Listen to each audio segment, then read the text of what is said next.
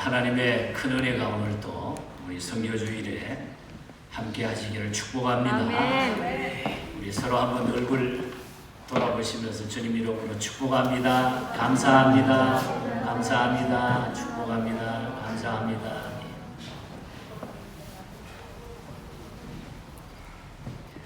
11월 선교주일을 보내면서 선교주일에 우리가 선교라고 하는 것이 어디에서 시작이 되고 어떻게 출발할 수 있는가? 그것은 바로 우리가 하나님의 은혜에 대한 감사가 있을 때에 비로소 우리가 복음 전하고 선교할 수 있다고 하는 열정이 생긴다는 것입니다. 그래서 오늘 영원한 그 감사라고 하는 이런 제목으로 오늘 이 마지막 주일 우리가 은혜를 나누면서 오늘 이 한 여인의 이 영원한 감사가 결국 저와 여러분들의 감사가 될 수 있기를 간절히 축복합니다. 아멘. 우리가 당연한 때에 당연한 일로 감사하는 것은 누구나 할 수 있는 일입니다. 그러나 때로는 전혀 감사할 수 없을 때에 감사하는 이들도 많다고 하는 것입니다. 우리가 인생을 살다가 보면은 우리 주변에 세월이 흘러가면서 머리카락을 잃어버리고 대머리가 되는 분들이 종종 있습니다.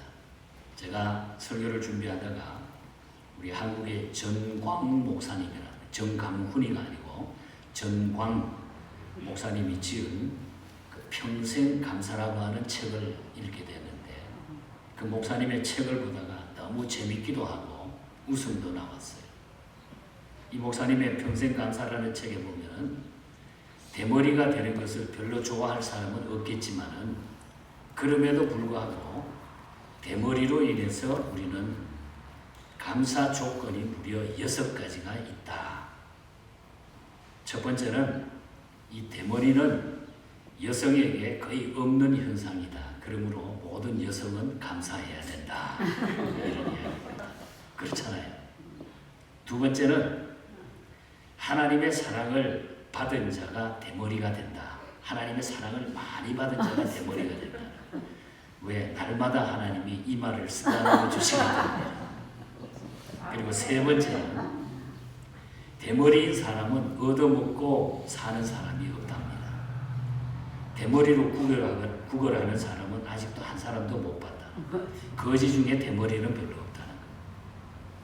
그리고 네 번째는 비교적 목회자들이 대머리가 된 사람이 많다.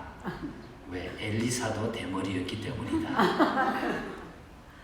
그리고 다섯 번째는 비누, 샴푸, 물을 상당히 절감할 수 있다. 대머리니까. 그리고 여섯 번째로는 하나님을 편안하게 해드린다. 왜냐하면 우리 주님은 날마다 우리의 머리카락을 세시기 때문에 머리카락이 적으면 주님을 편안하게 해드린다. 이 이야기는 제가 읽으면서 저도 너무 재밌고 우습기도 하고 해서 모든 일, 모든 환경 등 어떤 상황 가운데서도 감사하는 삶이 중요하다. 이게 결론이에요. 그래서 우리가 어떻게 변해가든지 어떤 일이 우리 앞에 놓이든지 어떻게 상황이 전개되든 간에 우리는 무조건 하나님 앞에 감사하면서 살아가야 그러면은 다 잘 되게 되어 있다. 지난주에도 그저 주님 감사합니다. 우리 배웠잖아요. 오늘 이 본문에는 한 여인의 우연한 감사가 이 땅에서 영원한 나라에 이르기까지 기억될 영원한 감사 사건이 기록이 되어 있습니다. 그저 이 여인은 예수님의 은혜에 감사해가지고 자신이 할 수 있는 최선을 다하여 응답하고자 했을 것입니다. 그러나 결과적으로는 그날의 감사는 주님이 기억하시게 되고 인정하시는 영원한 감사가 됐다는 것입니다. 마가복음 기자는 그의 여인의 이름을 밝히지 않고 있어. 오늘 보면 3절에 보면 그냥 한 여자라 이렇게 기록하고 있죠. 한 여자라.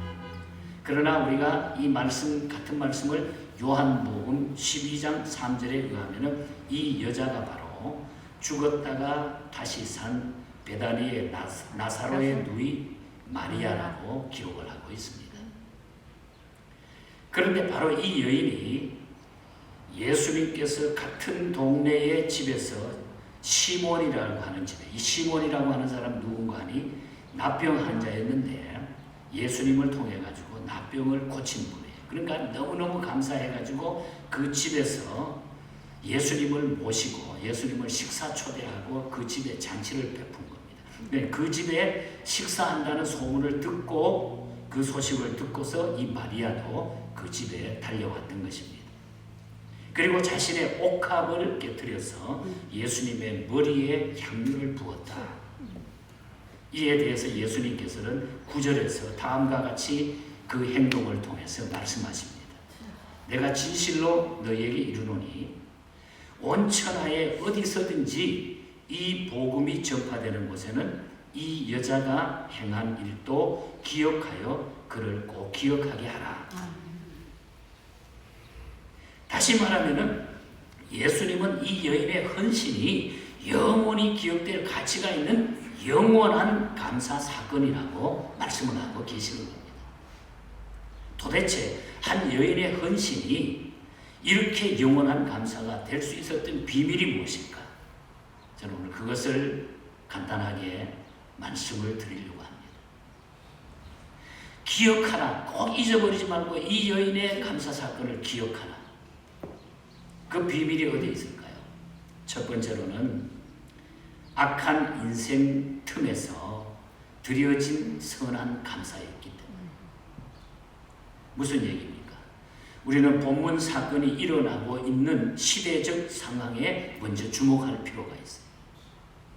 본문의 사건과 연결되어 있는 14장 1절과 2절을 읽어보면 이틀이 지나면 유월절과 무교절이라 대제사장들과 서기관들이 예수님을 흉계로 잡아 죽일 방도를 구하며 이르되 밀란이 날까 하노니 명절에는 하지 말자 하더라. 그러니까 얼마나 이 시대가 악해졌는지 대제사장들과 서기관들이 흉계를 꾸며가지고 예수님을 잡아가지고 죽이자 하는 이런 시대였어요. 때는 바야흐로 예수님을 잡아 죽이려는 정치, 종교 지도자들의 음모가 진행되고 있었다고 하는 그 사실. 오늘 이 본문의 에피소드가 끝나는 9절 이후로, 그러니까 10절에 보면은 바로 이런 음모를 촉진하는 악한 도구로서 또 누가 등장하냐면 가룟 유다가 등장하게 됩니다. 대제사장들과 서기관들이 흉계를 꾸미고 거기다가 자기 스스로 예수 그리스도를 팔아먹기 위해서 악한 흉계를 꾸며가지고 짝짝꿍 돼가지고 사회의 혼란을 이야기하는 가룟 유다라고 하는 인물이 거기에 등장하고 있다는 거죠. 10절을 보면은 12 중에 하나인 가룟 유다가 예수님을 넘겨주려고 대제사장들에게 감해. 여기서 우리는 악한 시대에 악한 사람들의 얼굴을 보게 되는 거잖아요. 저는 요즘 시대를 가만히 봅니다. 어제도 보니까 뉴스에 보니까 아니 그냥 망치를 그냥 손에 든 이 떼강도들이 그냥 이 쇼핑센터에 들어가가지고 그냥 깨고 부시고 해가지고 막 훔쳐가는 겁니다. 도무지 이럴 수가 있습니까?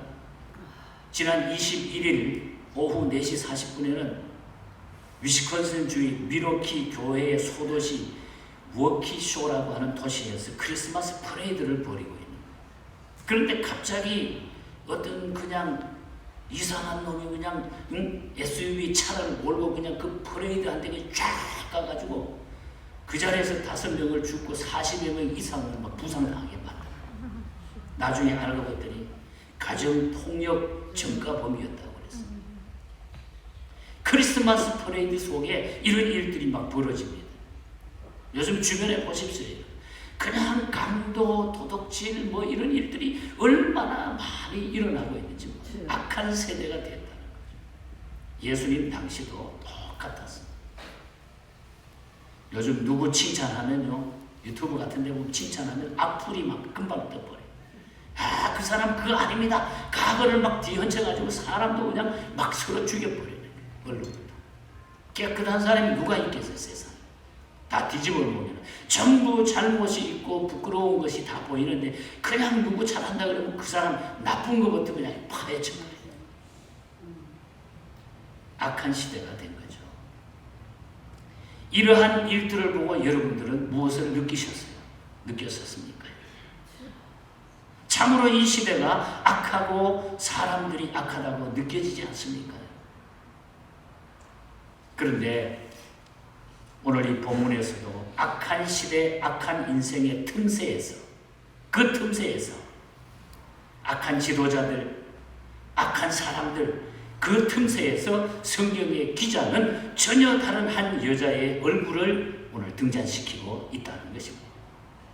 6절에 보면 예수께서 이 여자가 행한 일을 비난하는 자들에게 어떻게 말씀하고 있습니까? 그런데 이 착한 일을 하니까 옆에서 다른 사람들이 또 비난하는 거예요. 지 주제에, 지 꼴에 말이야. 뭐 그렇게 많은 것 가져가 그렇게 잘난 척하고 도와주는 척 하느냐. 그거 가지고 팔아가지고 남에게 나누어주고 좋은 일을 하면 얼마나 좋을까. 근데 지 주제에 뭐가 그런 일을 하느냐 이거죠. 예수께서 이르시되 가만두라. 너희가 어찌하여 그를 괴롭게 하느냐. 그가 내게 좋은 일을 하였느니라. 예수님이 그 여인에게 그렇게 말해주셨어요. 여기서 좋은 일이라고 하는 단어를 우리가 깊이 새겨보면 착한 일, 선한 일, 아름다운 일로 번역이 되고 있습니다.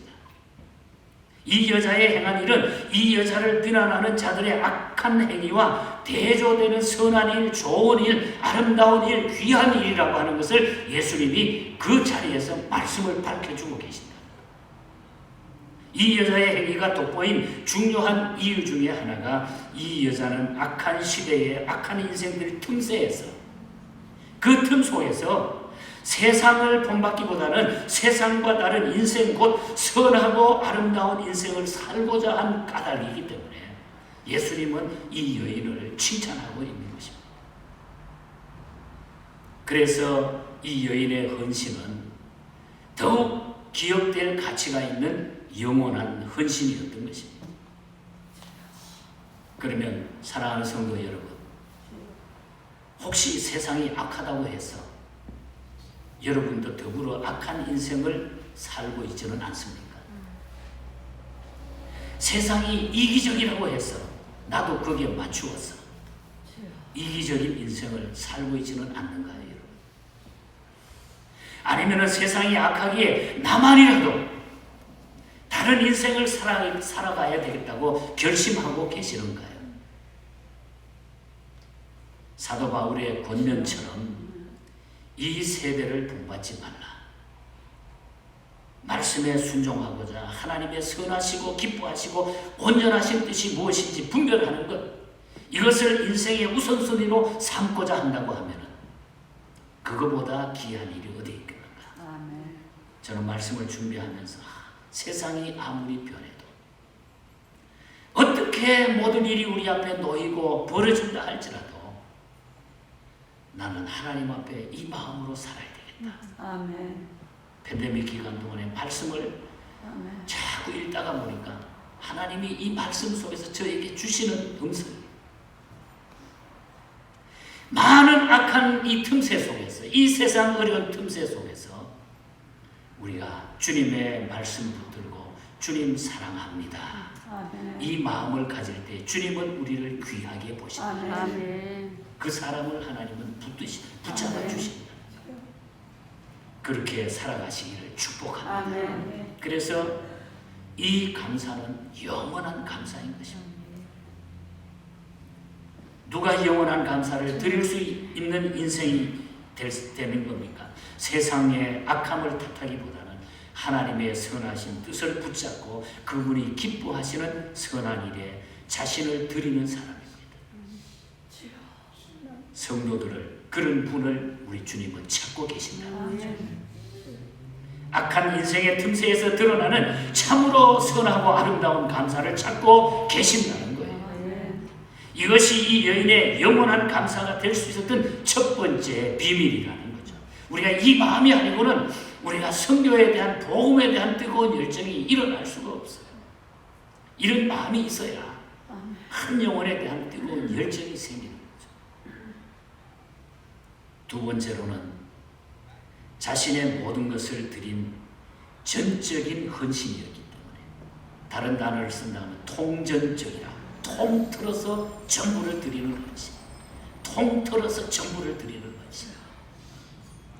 인생을 살아가며 우리가 경험하는 감동의 하나는 인간이 자신보다 더 큰 목적을 위해서 자신의 존재를 개방하는 순간이라고 저는 생각합니다.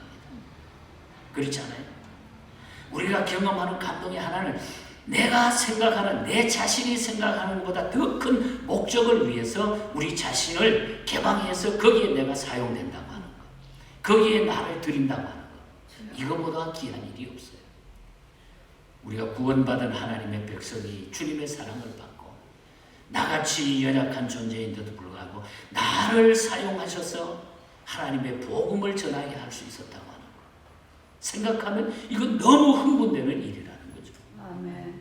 그 확신이 우리에게 있다고 하면, 본문에 기록된 여인의 헌신에 대해서 주님께서 감동하신 이유도 이 여인이 자신의 존재를 깨트려 소위 통틀어서 통전적인 헌신 때문에 그렇게 했다고 하는 사실을 주님은 인정하고 그것 때문에 이 여인의 감사를 귀하게 보신 거라는 거죠. 본문에 나타난 주인공 마리아는 옥합을 열어서 주님께 향유를 조금만 부어 바칠 수도 있었어요. 옥합이 너무 귀하기 때문에 조금만 부어 드려도 됩니다. 그것은 최소한의 예의를 지키는 헌신이 될 수 있기 때문에, 당시에 팔레스타인에서는 중요한 손님이 집에 방문하게 되면 손님의 머리에 향유를 몇 방울씩 떨어뜨리는 습관이 있습니다. 관습이 있습니다. 그런 정도로 마리아의 헌신은 칭찬받을 만해요. 몇 방울만 떨어뜨려도 되는 거예요. 아니면 마리아는 옥합을 열어가지고 향유를 전부 주님께 부어드리는 방법도 있었어요. 그리고 그 옥합은 다시 향유를 채워가지고 다른 대상을 위해서 나중에 또 사용할 수 있었을 것입니다. 이 정도면 그렇게만 했어도 최고의 헌신으로 이 여인은 당시에 큰 뉴스가 되었을 거예요. 그러나 이 여인의 헌신은 거기에 머무르지 않고 그 정도로 만족할 수가 없었던 것입니다. 이 여인은 옥합을 깨뜨리고 향유를 주님의 머리 위에 몽땅 다 부었다는 거죠. 이것을 우리는 통전적, 통틀어서 전부를 들여서 헌신했다고 이렇게 칭하고 있는 것입니다. 몽땅 부었다는, 모든 것을 몽땅 다 드렸다는. 다시 그 옥합은 다른 상대로 사용될 수 없음을 증명한 거예요. 주님께로 모든 것으로 끝난 거예요. 그것을 다시 다른 데 사용하지 않는다는 거예요. 주님께 통전적으로 모든 것을 다 드린다는 거예요. 이것은 최소의 헌신도 최고의 헌신도 아닌 전부를 통째로 드리는 헌신이에요. 그렇죠? 오늘 보면 8절을 보면은 그는 힘을 다하여, 여기 힘을 다했다고 하는 단어, 힘을 다하여 더 이상 남겨둘 힘이 없었다는 거예요. 힘을 다하여 내 몸에 향유를 부었다. 주님이 그렇게 말했어요. 바로 이런 헌신이 주께서 기억하시는 영원한 헌신이 된 것입니다. 본문 5절에 보면 이 여인이 이날 주께 드린 향유의 가치가 300데나리온이라고 그랬어요. 예수님 당시에 평범한 팔레스타인의 노동자의 하루 품삯이 1데나리온, 하루 품삯이 1데나리온. 이것을 감안하면 이 여인이 주께 드린 향유의 가치는 쉽게 말하면 휴일 다 빼고 하면 당시 평균 노동자의 1년 품삯에 해당하는 것이라고 우리가 알 수가 있어요. 그렇다면 여러분은 어떤 뜻이 있는 하나님의 사역을 위해서 1년의 봉급을 드려본 일이 있습니까? 1년의 모든 내 수익을 다 하나님 앞에 드려본 적이 있습니까? 좀 주저가 되지 않습니까?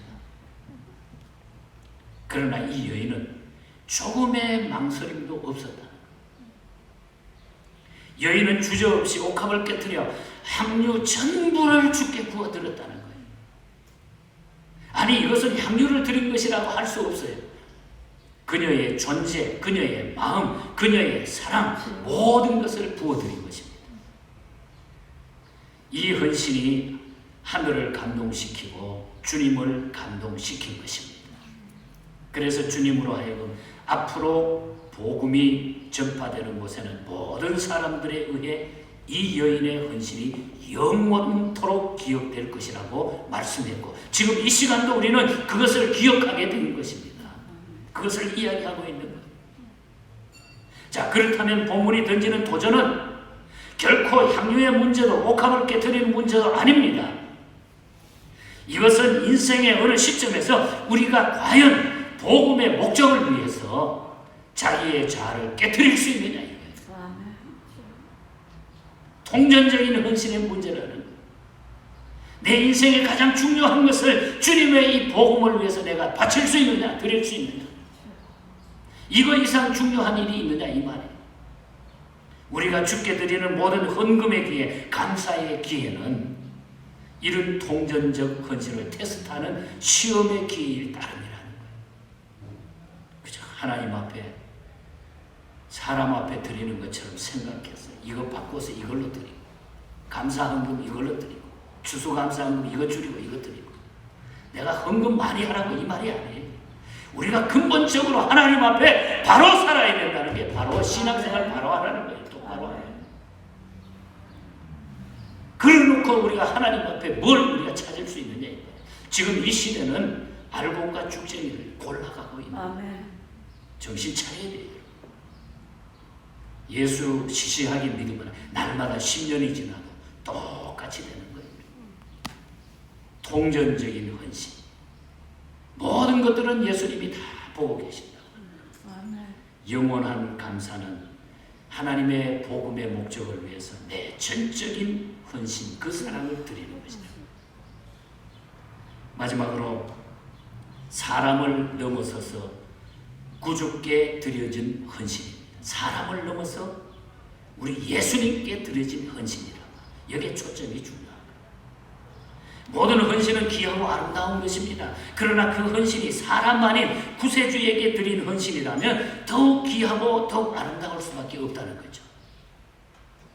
내 헌신의 대상이 나만이 아닌 온 세상을 구할 분이라고 하면은 그분이 얼마나 귀하고 아름다운 존재입니까? 내가 헌신한 것이 그것이 전 세계에 가장 귀한 일이 된다고 하면 그거보다 귀한 일이 어디 있느냐?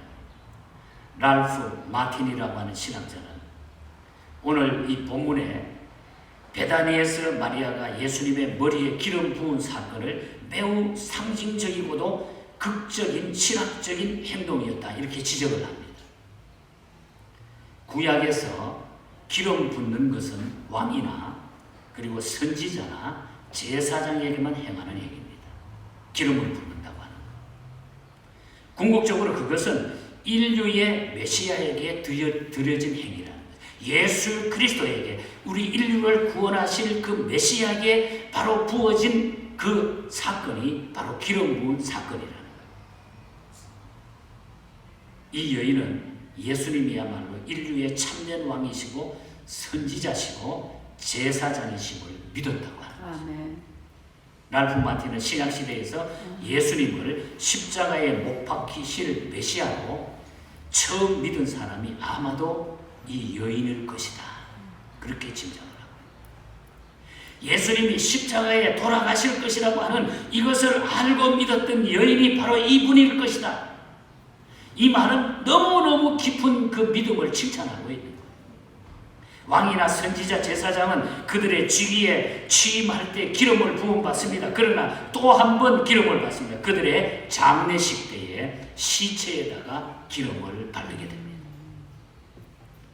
그러나 또 한 번 그들의 장례식에 시체에 기름을 붓는데 이것은 놀라운 일이죠. 어쩌면은 이 여인은 바로 그때에 예수님의 죽으심 때가 가까이 오고 있음을 이 여인은 직감하고 있었다는 거죠. 기름을 부었다고 하는 거. 그렇다면은 그때를 놓칠 수가 없다고 아마도 이 여인이 판단했을 것이다. 아니 그분이 돌아가시면은 그의 시체에 그녀가 접근도 못할 건데 가까이 가지도 못할 건데 불가능했을 것이기 때문에 살아있는 구세주에게 그녀의 신앙 고백 그리고 그의 사랑의 고백을 드리는 것이 합당하다고 그녀는 아마도 판단해서 그 향유를 몽땅 갖다 부어드렸다는 거예요. 이건 너무너무 귀한 신앙이죠. 구주께 바쳐진 헌신.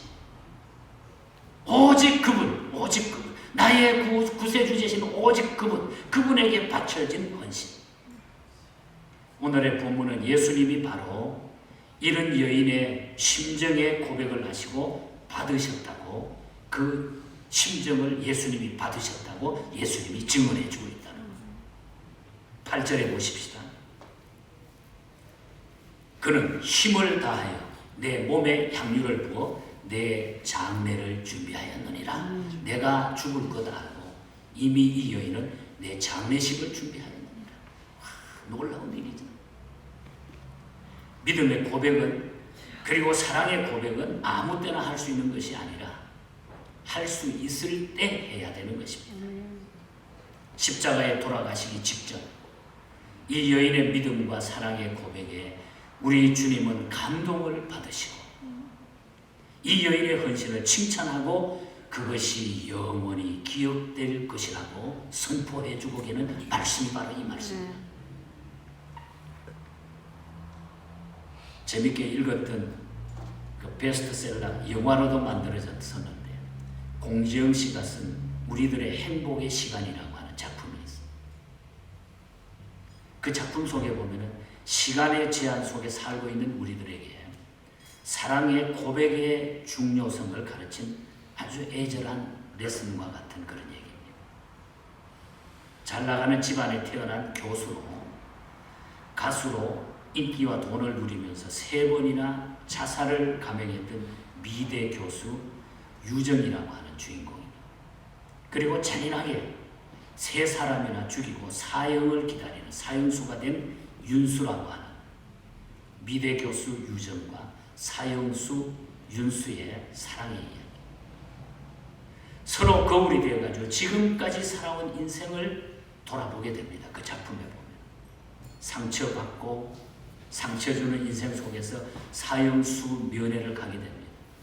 그리고 편지라고 하는 마음을 여는 일련의 그 과정을 통해 가지고 그들은 서로에게 필요했던 하나님의 사랑의 치유를 나중에 같이 경험하게 돼요. 그러나 문제는 사형수 윤수에게는 살 시간이 넉넉지 않았다. 이제 얼마 있으면 사형을 당해야 돼. 남은 시간이 없다는 거예요.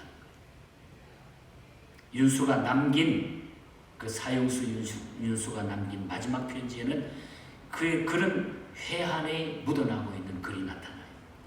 이렇게 이야기합니다. 신께서 허락하신다면 살아서 마지막으로 내가 세상에 태어나 내 입으로 한 번도 해보지 못했던 그 말을 꼭 하고 싶었습니다. 사랑한다고 말입니다. 사랑한다고 말입니다. 한 평론가는 이 책의 소감을 이런 만회할 수 없는 시간에 대한 안타까운 독백으로 마무리하고 있습니다. 그래도 죽기에 너무 아깝지 않겠느냐. 그 사랑의 고백, 그 사건을 보니까 너무 죽기에 아깝지 않나요? 사형 선고를 받았지만 내가 쓰레기통에 버리는 30분이지만 누군가는 간절하고 또 간절하게 기다리고 있는 그 시간 그 사람에게는 얼마나 귀한 시간일까. 여러분, 남은 시간에 여러분과 제가 할 일은 무엇일까요? 오늘 우리 인생에게 주어진, 언젠가는 이 세상을 우리가 떠나야 되는데 우리에게 남은 시간, 우리가 해야 될 일이 무엇일까요? 그 시간에 우리를 위해서 목숨을 내어주신 구세주이신 그분에게 사랑을 고백할 수 있다고 하면 이보다 더 큰 일, 이보다 중요한 일, 이거보다 더 아름다운 일이 어디 있겠느냐. 저는 설교의 결론을 내리면서 우리가 남은 시간 주님 앞에, 주님을 사랑한다고 하면 주님 앞에 우리가 해야 될 가장 가치 있는 일, 가장 귀한 일, 30분이 남았다고 하면 내가 주님을 위해서 해야 될 일이, 가장 귀한 일이 무엇일까? 이보다 더 아름다운 일이 어디 있을까? 주님 사랑합니다. 아멘. 주님 사랑합니다. 영원한 감사의 신앙이 바로 이 여인이 이제 예수님께서 돌아가실 텐데 나는 그 예수님 돌아가실 장례에 불 시체에 기름을 나는 먼저 하나님 앞에 헌신으로 올려드립니다. 이것이 여인이 고백했던 아름다운 신앙. 감사 신앙이 구원의 감격을 맛본 자들이 복음을 전하지 않으면, 그래서 우리가 이 맛본 이 사건을 우리가 전하지 않고 우리가 어떻게 견딜 수 있느냐.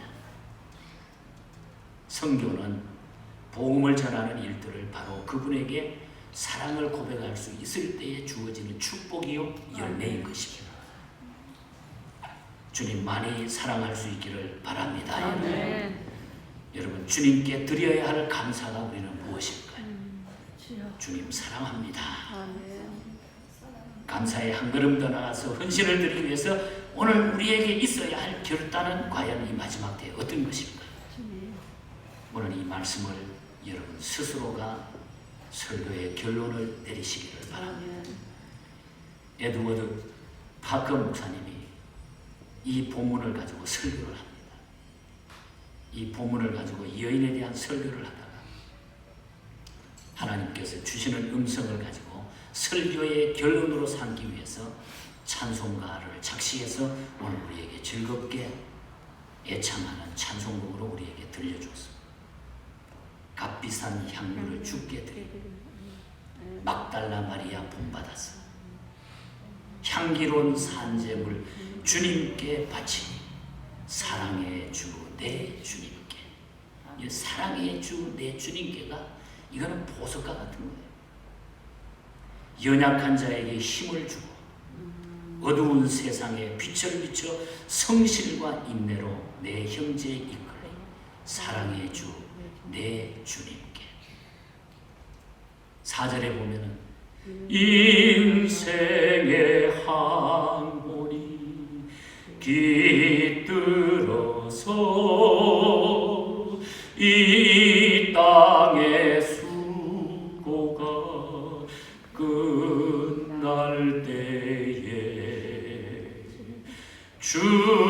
주님을 섬기다 평안히 가리라. 사랑의 주 내 주님께.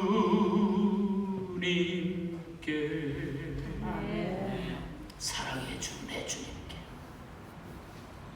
이에 마지막 선교주의를 보내면서 이 사랑의 주님 여러분 고백할 수 있기를 바랍니다. 아멘. 주님, 제일 사랑합니다. 아멘. 내 인생의 제일은 주님입니다. 아멘. 그분께 초점 맞추면은 그 다음에는 여러분 모든 문제는 해결되게 돼 있어요. 걱정, 의심도 사라지게 되고 내 인생의 삶의 목적과 방향이 다 달라지게 돼 있어요.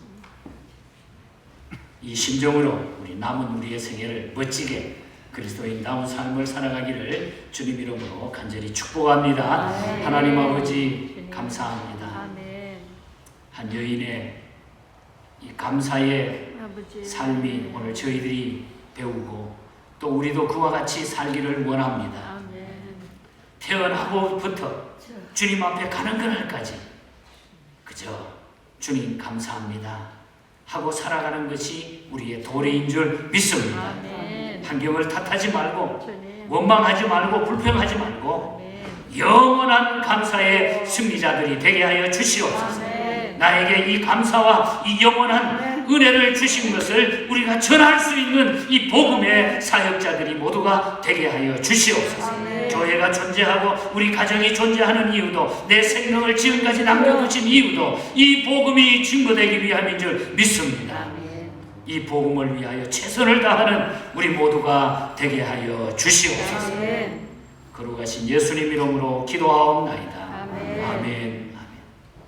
우리 기립하셔서 346장